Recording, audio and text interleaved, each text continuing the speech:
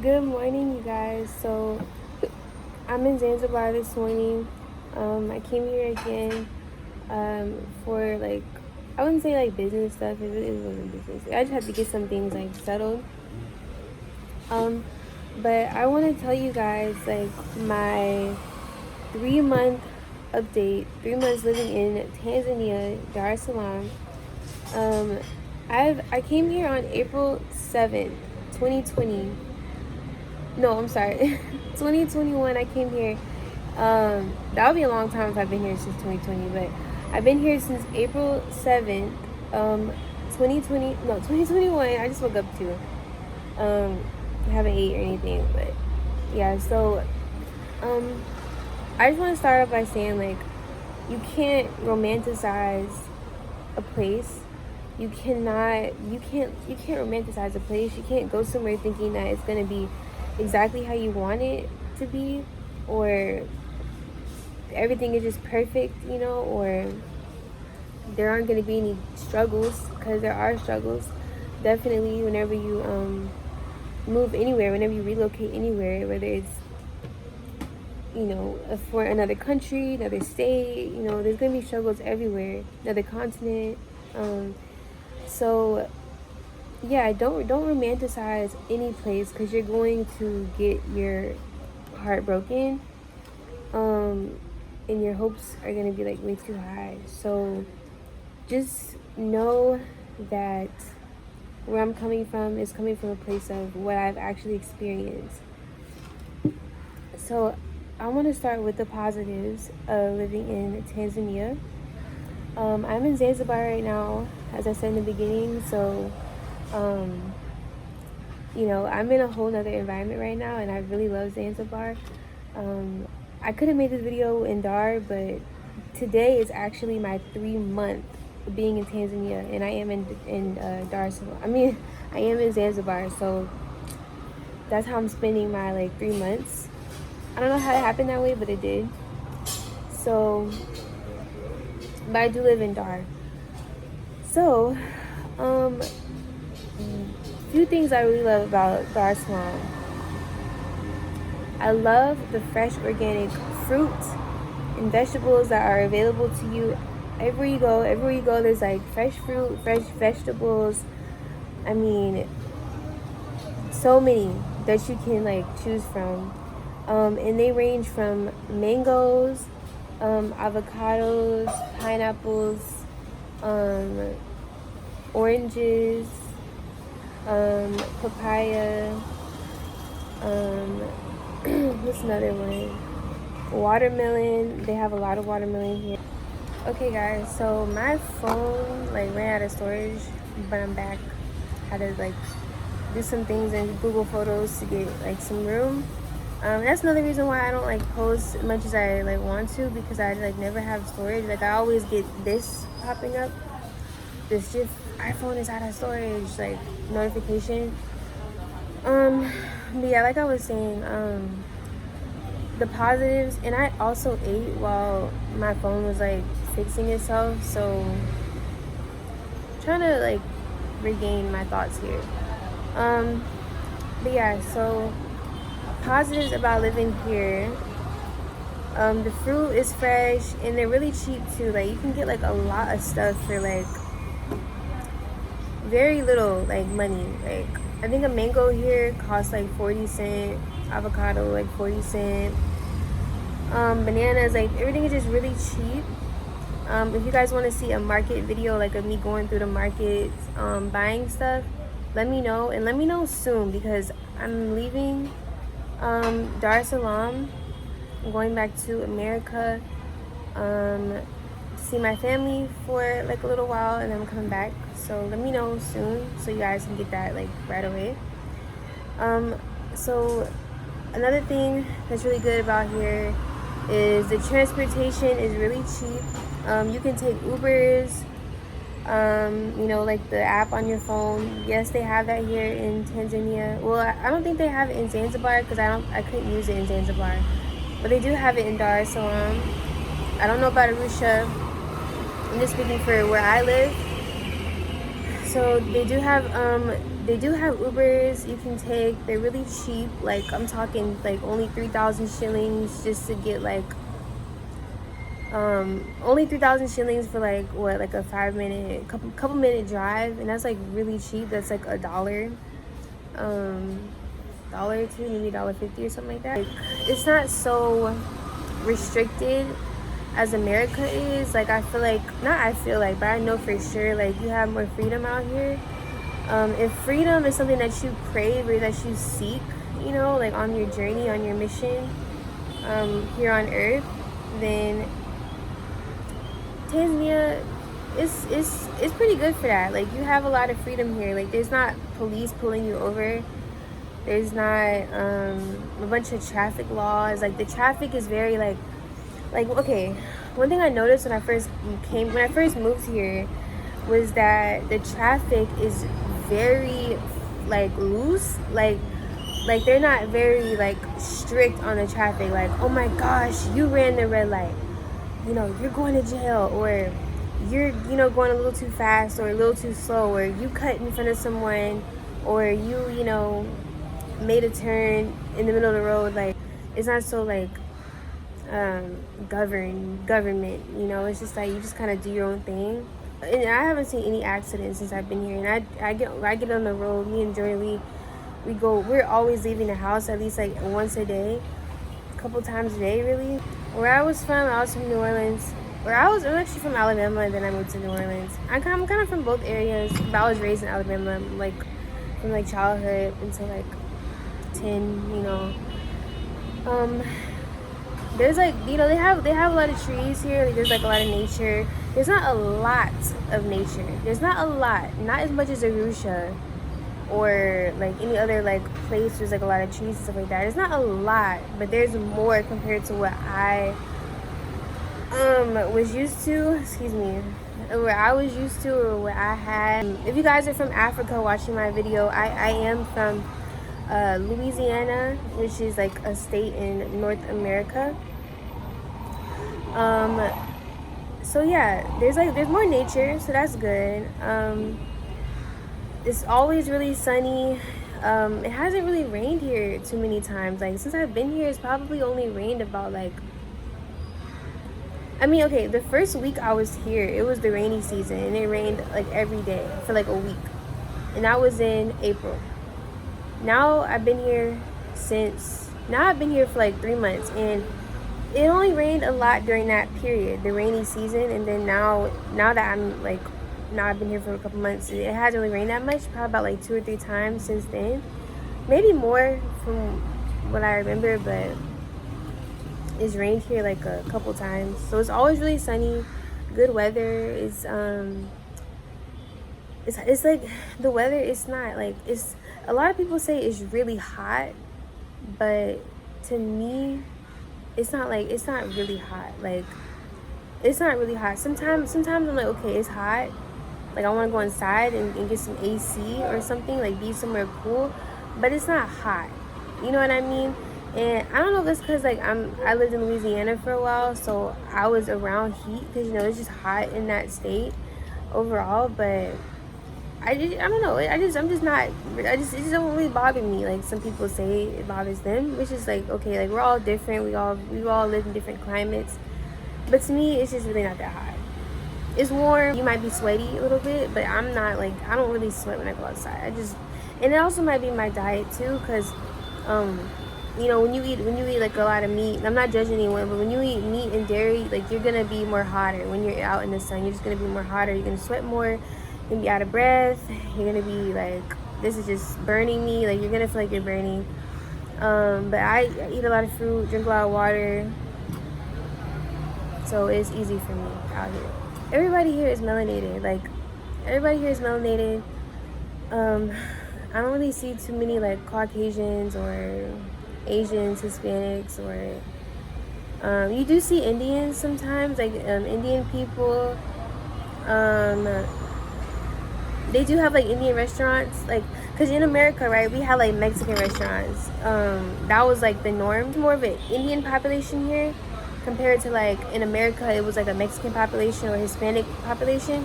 which is fine. I don't discriminate against anyone. It's just like, I'm just telling you the demographics here. It's just like it's a lot of melanated people, like majority, like almost everybody is melanated here because we're in Africa. And then you might get some Indian people, like you might see them around and stuff like that. You might see one or two Caucasians, but it's not every day you see them. It's like, and when you do see them, it's kind of like what, like why are you here? It's kind of question like what their intentions are, or what their, you know, reason or purpose for being here is. You kind of like why are they here?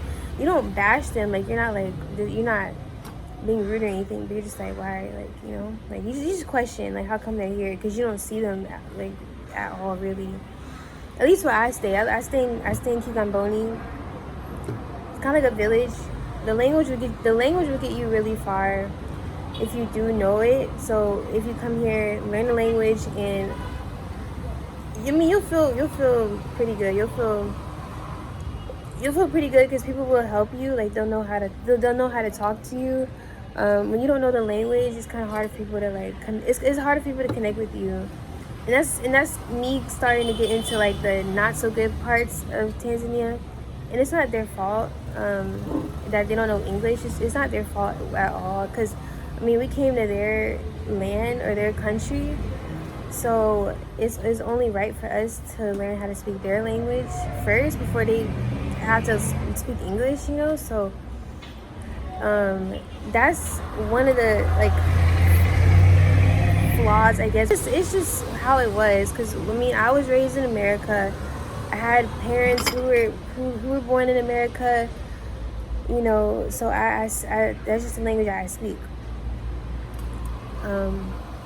Another thing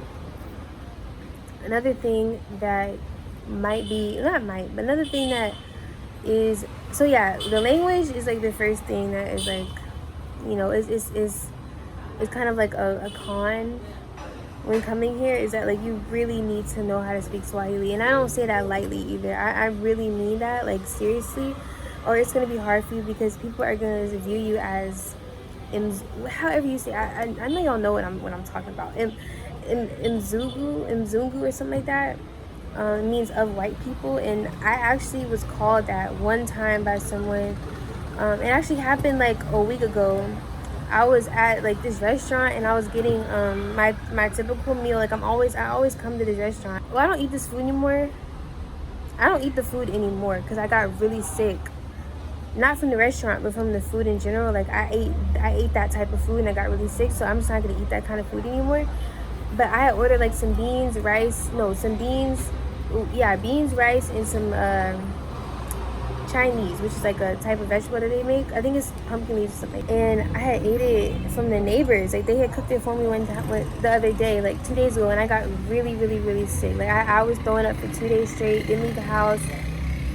I mean, it was just really bad. Like I was really sick, so I don't eat that food anymore. But whenever I went to the restaurant and that's what I had got, this man, he was selling like a bra or something like that. I don't know why, but he was selling a bra, and you know, he was talking to other women around like, hey, do you want to buy this bra? Because like that's how they do things here in Tanzania. Like if you want to buy something, or if someone's selling something, you know, like they do it like out in the street. Like they'll just, you know, walk around or come up to you and have their product they have their product and they, you know, trying to sell it to you.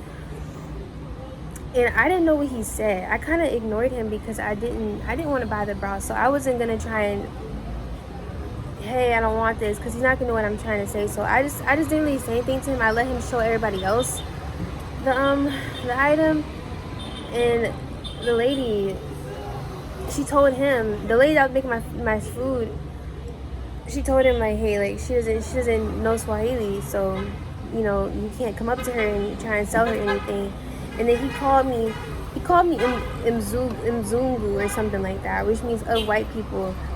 And I wasn't like mad, but it was just kind of offensive because I didn't think that my brother would call me of white people. So there are people here that, you know, they will think that you are of white people. And I don't mean like your complexion. I mean like you were just brought up around a bunch of Caucasians. And just because you speak English, and I know English is I know who speaks English. I know who made that language. I know it's not my original tongue. It's not my original way of speaking. I understand that, but I was raised to speak this way. But people will, another thing, the second thing is that people will try to people will overcharge you. I'm not gonna say try. I'm gonna tell you the truth. Like, people will overcharge you here. They will. They will.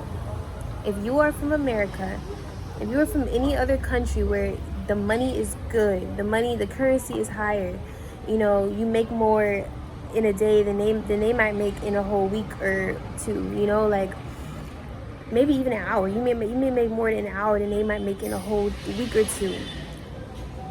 And they will take advantage of you because you have more money than them. And by all means, I don't mind sharing what I have to help someone. Like, I don't mind sharing, you know, like if you are in need, I'm okay with giving. But what I don't like is being taken advantage of, because there are people who will do that. And it's unfortunate because you're like, okay, like, why would you want to do that to me? Like, I'm helping you out by buying something that you have, and you're overcharging me for it. But if someone that was local, someone that's lived here their whole life, if they came up to you and bought the same thing with the same, you know, demeanor, not personality, but the same, like, you know, attitude, like they come up to you in a kind way, you would give them the regular price. But me, you will triple charge me for the same thing that someone else would have gotten for cheaper. And it's really wrong, because if you come out here with a little bit of money, you know, like you came out here because you know, like whatever your situation may have been, you may not have a bunch of money to be just spending or getting, you might not have enough to be getting taken advantage of. And your money will go twice, maybe 3 times as fast, because you don't know the prices, or people want to, you know, use you for your money. And I'm not trying to talk down on this country, but it's a problem. People like to overcharge because of where you came from. You can even dress bummy. When they hear that, when they hear the accent, it's like, okay, you are not from here, and I'm about to overcharge you and get your money. Like, that's really what it is, isn't it? And when I came out here, I thought I could avoid it. But it doesn't matter how nice you are, people are still gonna do it to you, and you have to learn the prices. So I advise you, if it's your first time coming out here, you can still do it. Like you can still get around, you know, if you don't know anyone here. But it's just gonna be easier to know like a local Tanzanian that can teach you the prices or something like that. Or study it before you come out here, you know, because people are going to try to overcharge you for things. Another con is that, and I want to get in some better lighting. Okay, I hope you guys don't mind the, like, location change. But another thing that is a issue, not really an issue, but it's just a challenge. It's like a little struggle. Is that I mean, it's not all bad, but sometimes like the bathroom can be a situation. Like our bathroom, it doesn't really drain that well, so we always like the toilet in the shower, like they're like literally like right next to each other. And I don't mean like in America, I mean like the water is like gonna be surrounded by the toilet. The water is gonna be surrounding the toilet. I really want to sit down.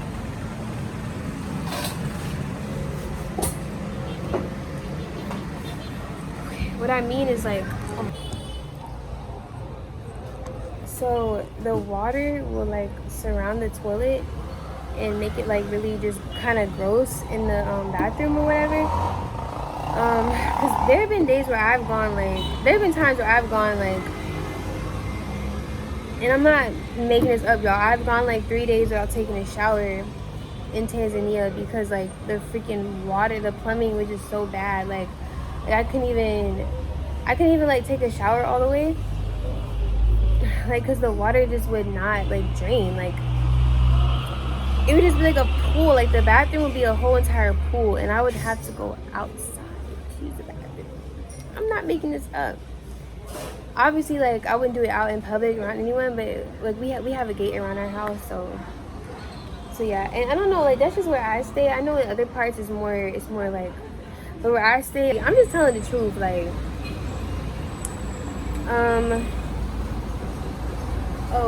another negative is that, like, you don't have, like, the same foods that you had in America. You don't have the same grocery stores. You just don't have the same stuff as you did in America. And I already knew that coming here. I knew I wasn't gonna have everything that I had in America. But some stuff, like, you just can't really find here. Like sometimes, like, I want, especially being pregnant, like, sometimes I want, like, certain foods. And I'm kind of looking forward to going back to see my family, because I'll be able to get my mom's cooking. I'll be able to make my own food with the not restaurants, but the grocery stores nearby. Like, I always shop at Target, Whole Foods, and yeah, it was, like, really expensive at Whole Foods, but I was able to get, like, vegan, pancakes and vegan mac and cheese, or vegan, bacon substitute. But anyway, I'm trying to, like, be raw anyway. Like, I'm trying to be, like, raw vegan when I go out there again. I might eat some stuff that's cooked, but I want to try, like, a mostly raw vegan diet. At least a couple times out the week. If you live in, like, Kigamboni or somewhere, like, far away, like, sometimes it takes a while to get to certain places. So when me and Jordan go, whenever we need to get, like, stuff for the house or anything like that, we have to go, like, an hour away. Also traffic is an issue. Like, sometimes there's, like, a lot of traffic jams. Mosquitoes, oh my god, like, mosquitoes, man. I'm gonna have to make a whole video on the mosquitoes, because it's not something I can just sum up in one, like, video. Okay, and right here my phone cut off because storage, like, it ran out on me. But I'm gonna make a part 2 to this entire video. It should come really soon, and I'm gonna explain a lot more things that I left out in this video, so make sure you guys watch out for that video, because it's coming really soon. But thank you guys again so much for watching and tuning in, as always, and make sure you like, share, and subscribe to the channel. Subscribe to Jordan if you haven't. His channel is Life in Tanzania with Jordan. And yeah, you guys, love you, and see y'all in the next one.